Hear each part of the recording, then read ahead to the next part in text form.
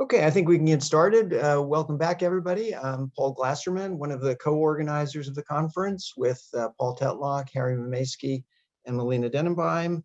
And our discussion of news and finance continues with two very interesting research presentations. Our first one will be by Duane Seppi. Duane is the BNY Mellon Professor of Finance at the Tepper School of Business, where he's also head of the Computational Finance program. He's been a visiting fellow at the SEC, among other places. His research interests include options, commodities, and market microstructure issues. And today he'll be presenting work on race-related events and stock prices. Duane? Great, thank you, Paul. And I'd like to thank the conference organizers for giving us this opportunity to present our research. I want to mention that this work is joint with my colleague, Matt Dennis, also at the Tepper School. So race is a prominent part of American society, and our analysis starts with the observation that the United States is arguably in the middle of a broad reconsideration of the role of race that has the potential to affect everything from housing and policing to healthcare, entertainment, and education. And so it seems likely that corporations are also going to be affected by these social changes. If that's true, then current stock prices may be affected by forward-looking expectations by investors about how corporations will adapt over time to these social changes. And therefore, we can use stock prices as a window to learn about how racial change will affect corporations in the future. However, there's little empirical evidence about how stock prices react to the events influencing the role of race in society. And this impact on corporations could come through a variety of channels. For example, ESG investment demand, consumer preferences and the possibility of product boycotts, labor market conditions, business strategies. And it's also likely that different corporations are going to be affected differently by these changes. This national reexamination of race is being driven by a series of dramatic race-related events. And so our paper uses an event study approach to investigate how stock prices have responded to these race-related events. In particular, we're going to study a sample consisting of recent events that represent material innovations in race relations in US society. Certainly, the Black Lives Matter movement has been an important part of this process, but the sample of events that we're going to study is broader than just Black Lives Matter's protests. The sample is going to include incidents of racial violence and events in the subsequent legal process relating to those events. It will, of course, include a number of Black Lives Matter protests. It will include athlete protests and the reaction to those protests. And it will include events relating to the Confederate flag and monuments. We're focusing on recent events because race issues in US society and corporations today are arguably different than they were in the past, such as, for example, during the 1960s civil rights movement. We want to study events that are material in that they have the potential to actually affect attitudes and stimulate responses in society. In other words, we want events that have the potential to move the needle. And lastly, we want to study events that we view as being innovations because stock prices respond and change in response to surprises. And for example, not every Black Lives Matter protest was a surprise. Our research is going to address three questions. First, how have the prices of US public equities responded to race-related events? Second, was there a structural break in how stock prices respond to more recent events following the highly visible murder of George Floyd? And third, how are stock prices related to firm characteristics? There's some important points that need to be said at the very beginning of this presentation. We're sensitive to the fact that many of the events in our sample represent human tragedies. We include them, however, because of the impact that they had on the national dialogue about race. Second, higher or lower stock prices are not good or bad per se in this context. There's no moral equivalence here to be drawn. And our analysis has no implications, no legal implications about guilt or innocence. Rather, we're looking at stock price changes as a window into the effect that as a window into the effects that social changes regarding race are having at corporations. And lastly, we're not testing if systematic racism exists or how much of it there is. Our focus is on the economic impact of these changes on corporations. And this impact could be due to changes that corporations themselves are making or to changes in the environment in which corporations operate. So the pathway that we conjecture that links race-related events with stock price changes looks as follows. Race-related events have the potential to affect the probability of social change in the future on a variety of areas. To the extent that this includes corporations, and to the extent that these anticipated corporate changes can be anticipated, that could then affect current stock prices based on those anticipations. Now, changes in the role of race in a corporation can affect stock prices through both the numerator and the denominator of the present value relation. For example, expected cash flows in the numerator could be affected by consumer tolerance for perceived corporate bias, operating practices and labor costs, and business strategies. The discount rates in the denominator could be affected by investor ESG preferences and by changing business risks. So there's a variety of economic channels through which these changes in race could affect prices. The null hypothesis is that race-related events have had no effect on stock prices. Now, how could this happen? Well, if any of the arrows in this link, this chain of linkages breaks, then we might not see any effects. For example, if there's only a low probability of material social change in response to an event, then we wouldn't expect to see an effect. If there's a low probability that corporations will respond to social changes relating to race, again, we won't see an effect. And if there are corporate changes, they may not be about factors that affect for future corporate cash flows or discount rates that would affect stock prices. So again, we wouldn't see an effect. And finally, there's a possibility that these changes are zero NPV changes in the sense that there's a financial benefit, but there's an offsetting financial cost. So the view that there has been no effect has been articulated in a variety of sources. This quote from Forbes is an example. The disconnect between what's taking place on streets across America and the American stock market has stumped many investors.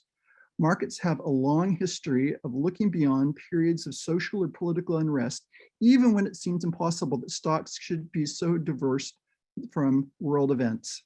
Okay, so that's an articulation of the null hypothesis. The alternative hypothesis is that financial markets have and do respond to race-related events, so that social changes about race affect corporations and their stock prices. A recent commentary by Morgan Stanley expresses this view. In the context of the recent spotlight on racial inequality in the US, we expect a sustained focus on diversity at US corporates for the foreseeable future. Now, this response could take a variety of different forms.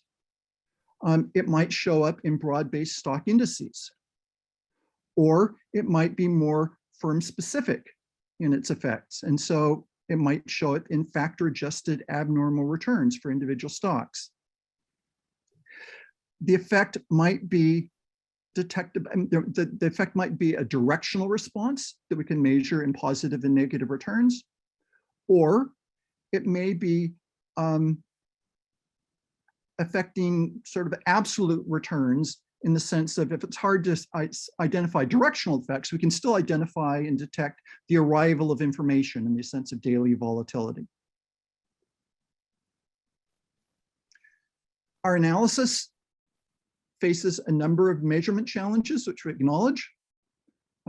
One is that we're not studying takeover announcements here.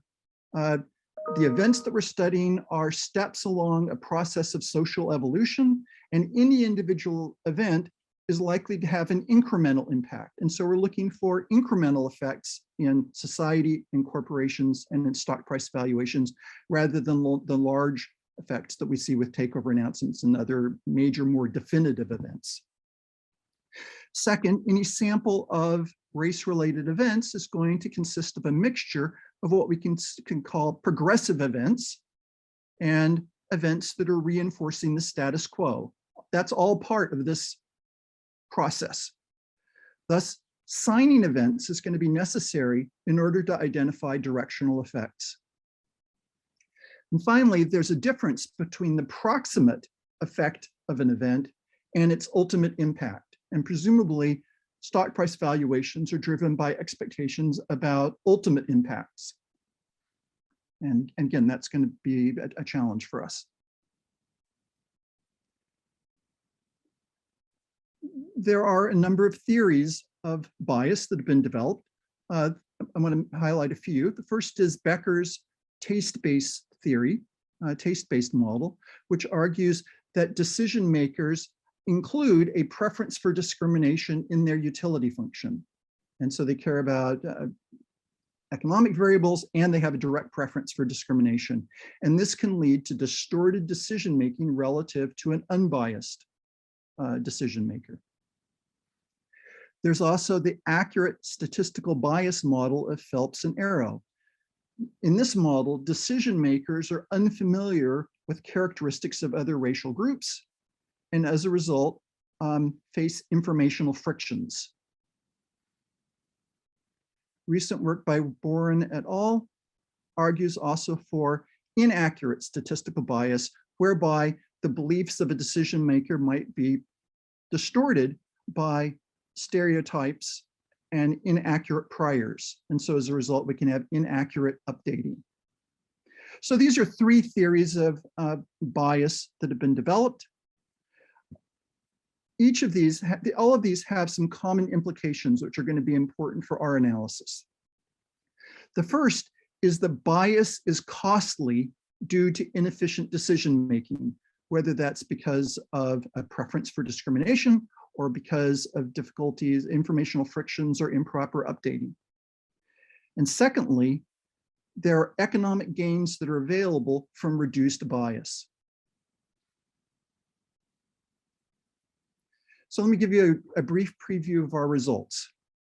First, at best, we find only weak evidence of a result in aggregate stock indices in response to these events.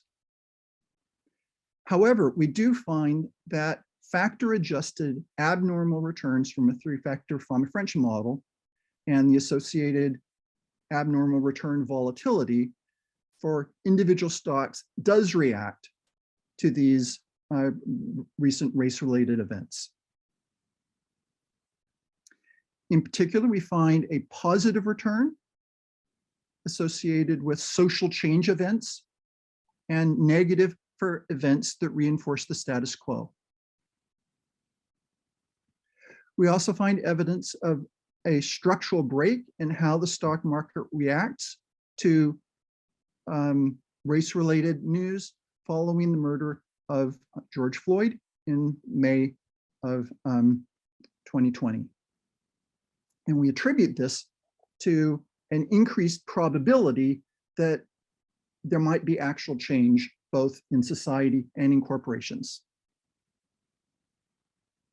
We also find evidence that different firms respond differently to race-related news, and we show that this is related to differences in firm characteristics.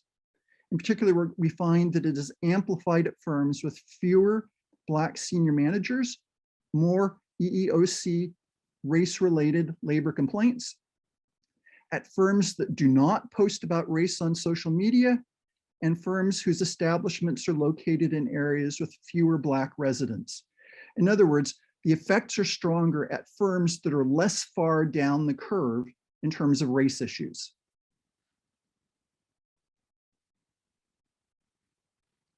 There's a growing literature on race and finance. I've already mentioned the economic theories of bias and discrimination. However, there's also empirical evidence of discrimination in financial markets.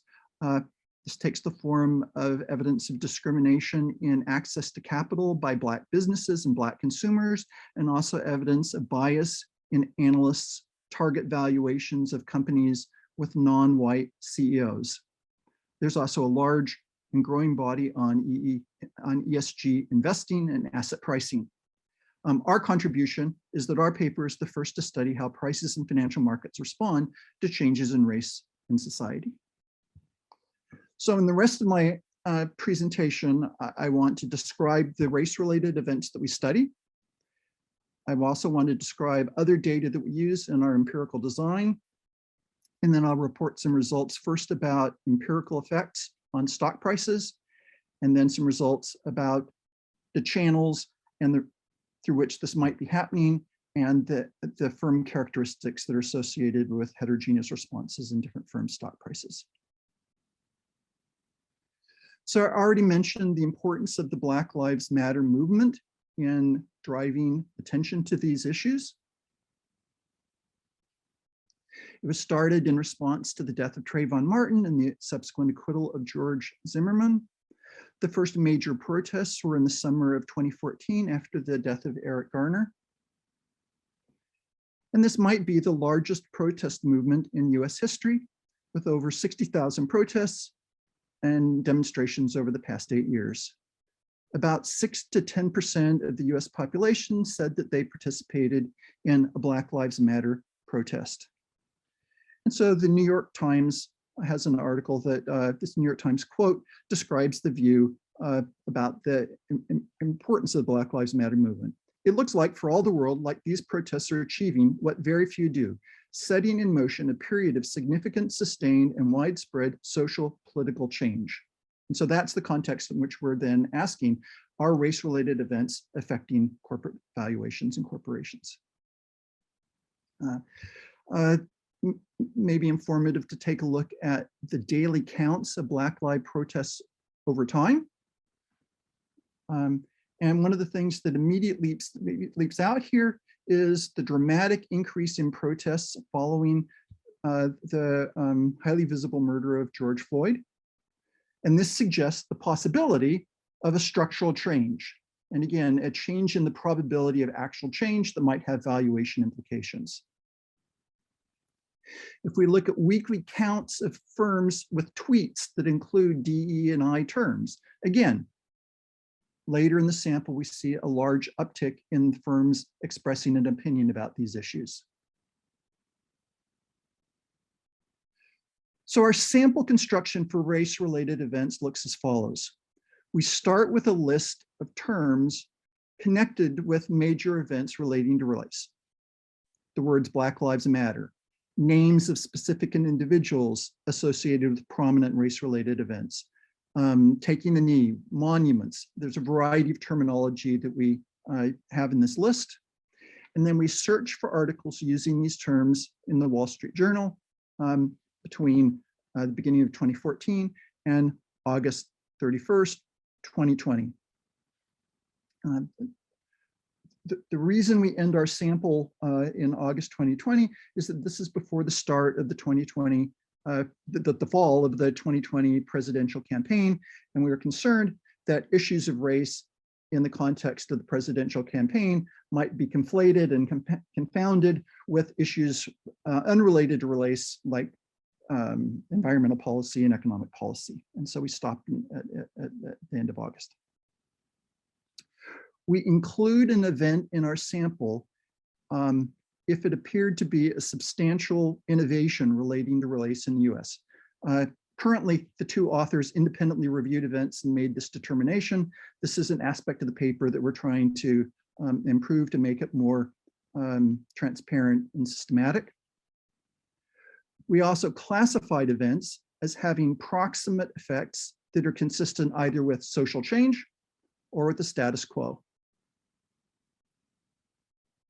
So this is what the timing of events in our sample looks like, starting at the beginning of 2014, going through the end of the summer in 2020. The blue bars represent days with social change events.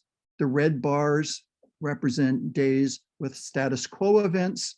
There's a few days that had both social change and status quo events. And we also, so anyway, our sample consists of 76 days with race-related events. 55 of these were judged to be social change events, 20 were status quo events, and 3 were ambiguous because they had multiple events on a day. We consider both the pre-publication day and the publication day as event days to allow for lags and information to be absorbed. And the last thing I want to point out here is, again, the dramatic increase in the pace of activity in the later part of the sample, which is, again, another suggestion that there may have been a structural change, a structural break. Just a couple examples of how we classified events. One of the events in our sample was the arrest and indictment of the individuals involved in the murder of Ahmaud Arbery. Since the legal system reacted in a way that protected civil rights, we classified this as a social change event. The system was working. On the other hand, President Trump's order directing that individuals who are damaging statues and monuments should be prosecuted, we viewed that as an event associated with preserving the current status quo in which those monuments exist. So let me tell you a little bit more about the data and the empirical design. We're going to study stock prices, so we collect data on indices and individual stock returns and Fama-French factors. In terms of measures of race-related characteristics of firms, we're going to look specifically at managerial diversity as measured by the share of Black senior managers. We're going to look at employment discrimination based on employee-level racial complaints to the EEOC. We'll look at the social media stance of firms in terms of their tweets about race on Twitter. And finally, we'll look at demographics in terms of the share of Black residents in the locations in which firms have their establishments. In terms of explanatory variables, we're going to have an indicator variable for a day with a race-related event. We'll also have indicators based on whether these events are consistent with supporting social change or the status quo. And we'll also have an indicator variable for events on or after May 25, 2020, given the evidence of a possible structural break. So our basic empirical analysis is going to be very simple. We're going to have a response variable on the left-hand side, and our explanatory variable is going to be a race-related event indicator. We'll also consider a specification in which we distinguish between the two types of race-related events. And the response variable, we're going to look at 2 response variables. We have results about indices. As I mentioned, the results for the indices are relatively weak. And so given the time, I'm going to focus on our firm-specific analysis. And so for our firm-specific analysis, we're going to look at daily abnormal returns from a 3-factor Fama-French model. And as a second response variable, we're going to use the absolute value of the daily abnormal return as a measure of unsigned information arrival. So here's our first set of results. So in the first column, we have a regression of daily abnormal returns, and we're regressing it on our race-related event indicator. And so this coefficient should be interpreted as saying that returns on days with race-related events are 2.7 basis points higher than on days that don't have race-related events. Now, this is a small number compared to studies about takeover announcements, but it's important to remember that this is just one event. This is the reaction per event And events are just a step along the way of a random process of social evolution. So we don't expect large events. But if you want to get a sense of the potential magnitude of the effects, one way to do that is to take the response per event and multiply that by the number of events in our sample. And that suggests a cumulative magnitude on the order of 3.4% over the course of our sample period associated with the impact of race-related events on corporations. The other thing I want to point out is that the R-squareds are low. So the maximum R-squared would be 1. These are very small R-squareds. Now, there are a number of mechanical reasons why that's the case. The first is that we have a sample period of 1,678 days, and only 27 of them are event days. So our explanatory variable in this regression is 0 for most of the sample. There's only 27 days in which it's a 1. So if abnormal returns were homoscedastic, the maximum possible R-squared would be just over 7%, 0.07. Now, we know that there are other things besides race-related events going on. And so suppose that race-related events represented 10% of the volatility on days with race-related events, and all the other abnormal return volatility had to do with other things going on, the COVID crisis and other things. Then that would say that the maximum R-squared would be 0.7%. Now, the other thing that I want to point out here is that we're not inflating the explanatory power by including the Fama-French explanatory power. Our dependent variable here are abnormal returns. So the explanatory power of the Fama-French factors, that's already been controlled for. Now, if we distinguish between race, and so the appropriate statistic to look at are T statistics and F tests to test whether effects are measurable on the days in which they occur. Now, if we distinguish between social event and status quo events, on social change events, abnormal returns are on average 4.3% higher than on non-event days, and on the status quo event days, they're 4.3 basis points lower. If we want to look at just information arrival without trying to sign it, abnormal returns are 13.8 basis points higher on event days than non-event days, and we see similar effects in terms of the status quo versus social change. The next thing we do is that we include an interaction term with race-related events and whether the event is late after the death of the murder of George Floyd. And we find that most of the effect is associated with events later in the sample, which is consistent with an interpretation that later in the sample, it became more likely that these events were going to have an impact in actual change in society and potentially in corporations. And one sees that that's also true for the explanatory power of when we distinguish between whether it's social change and status quo, and we see similar things in terms of higher levels of volatility.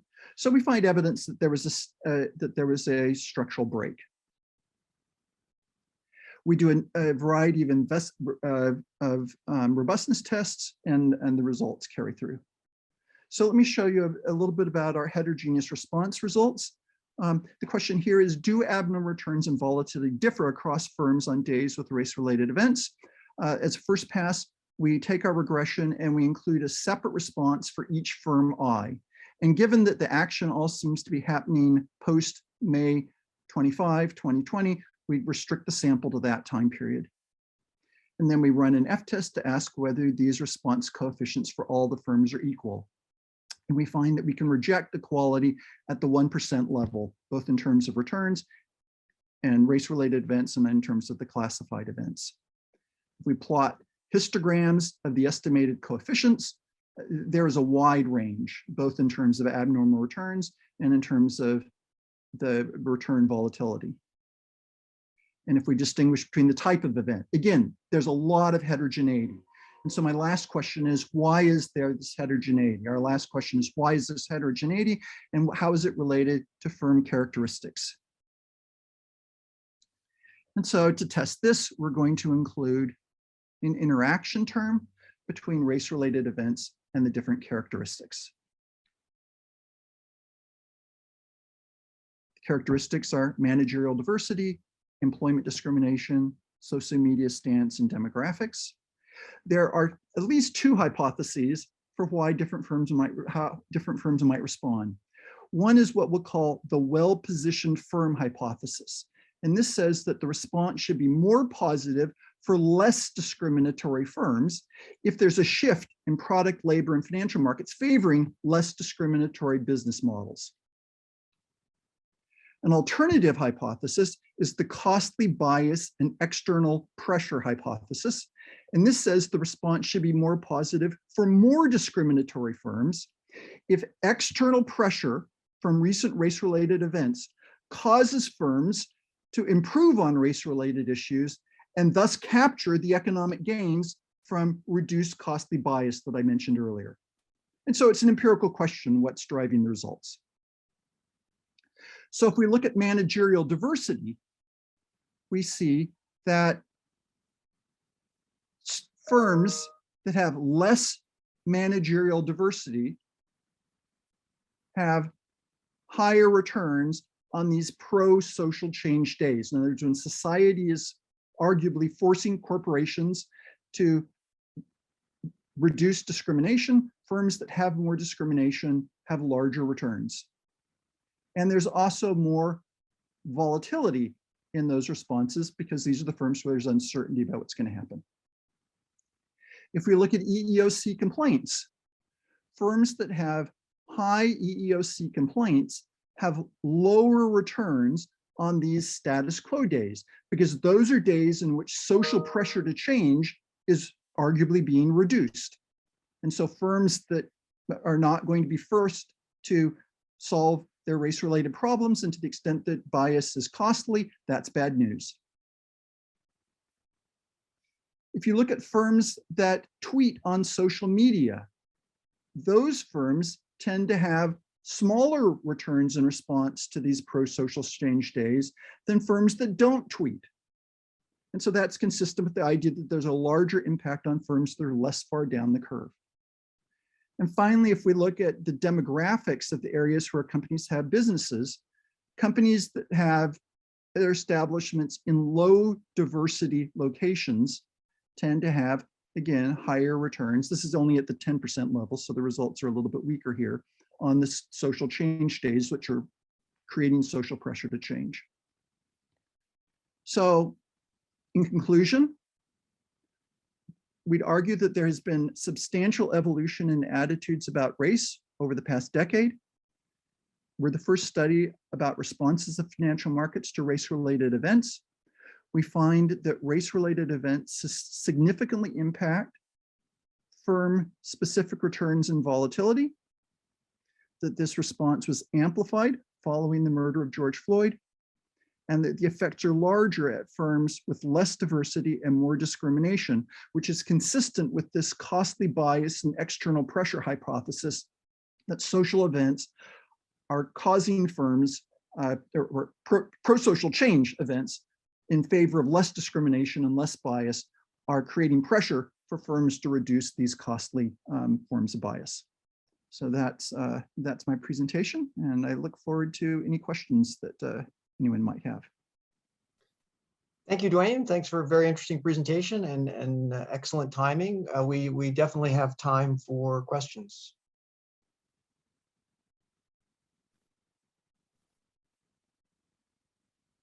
Well, maybe I'll start since I don't see any hands going up. And I realize this is difficult, but where would you expect to see the benefits in terms of sort of fundamentals, right? So you're looking in terms of the stock market's reaction, but would you, if you're, under your explanation, presumably eventually this should show up in something fundamental, either like, I guess, earnings or reduced complaints. Any thoughts on that? Yeah, so again, there's a number of pathways through which this might happen. So in terms of the natural place to start is with the numerator and expected cash flows in the present value relation. So you could imagine that a biased firm might be ignoring various business opportunities, or a biased firm might be more subject to reduced consumer demand in the future. Or you could imagine in terms of the discount rates that to the extent that the S part of ESG investing becomes more important, that maybe the cost of capital might differ for discriminatory firms versus less discriminatory firms. So those are sort of some of the channels that we're thinking about. But you're right. What we're doing is we're looking at, we're not saying that there are immediate responses. We're saying that stock price changes reflect an anticipation of something tangible that might happen in the future. Right. There certainly has been a big discussion about performative allyship. And this suggests that maybe there is some evidence that investors at least expect changes in some form in the future. I see Mark has his hand up. Go ahead. Yes. Thank you, Duane. It's in some sense positive news to see what you have in the results, that things are going well. The evidence on the discount rate has always been very thin to non-existent. So I think the channel that will make the most difference is going to be the cash flows. And in there, I tend to think of it in terms of pressure externally to make changes versus just simple, oh, we've made a mistake, let me change how things work internally. I would think you could tease out that difference, which I think is important in the cross-section by thinking about firms that might be more subject to external pressures through consumer sentiment versus firms that are really, say, more B2B and wouldn't be susceptible there. And I think trying to figure out which of those two channels is the one that drives this would be very useful. And I think you can do that. Thank you. That's a great suggestion. Thank you, Mark. I agree completely. Certainly our results are suggestive that this effect that you're talking about would be present, because we find that it's not the well-positioned firms that seem to be doing a better job on these issues where there are positive returns in response to events that are arguably associated with pressure in a positive direction. And so, but we certainly could do more to disentangle that effect, and your suggestion about, B2B versus B2C is a good idea. I see Aya has her hand up. Aya? Yeah, so I think my question's related to Mark's. I'm wondering if you have any ways of getting at what might be like an optimal response, or maybe the B2C, B2B distinction helps understand, is optimal response something that's being driven by the extent of attention on a topic, or is it something that is actually like maybe stable across different levels of attention, or over different kinds of time horizons? So you could look at stability. And then so that's a question. And then I think a comment that I have is, I wonder if you want to call these race-related events, or if you want to call it like racially focused news. I think there's a good body of literature that describes race-related, basis in housing policy, environmental policy, that kind of thing. So if you don't want to take a stand on, things like, does systemic racism exist? You might want to kind of be more narrow in the definition. This is basically racial tensions that are making the news, specifically, like the news is focusing on the racial aspect of it, as opposed to making the call that everything else that happens that might be race related but doesn't specifically mention the racial basis of it is not a race related event, if that makes sense. Yeah, that's a good point. I guess we're trying, I guess by calling them race-related events, we wanted to focus on the event itself, as opposed to the focus on maybe media slant in terms of how things are being reported. And so we tried to look at events where it seemed clear that there was a material race-related component. We're not saying that there aren't race-related events on other days or that other events are not race-related, but the ones that we're looking at are particular prominent ones. So, but your point is well taken. We are, I guess the other point that I agree with is that one of the things that we're working on in current research is trying to look at how these responses change as a function of attention. And that's an area where we are trying to do some work, and hopefully we'll have some results soon. Thank you for the comments.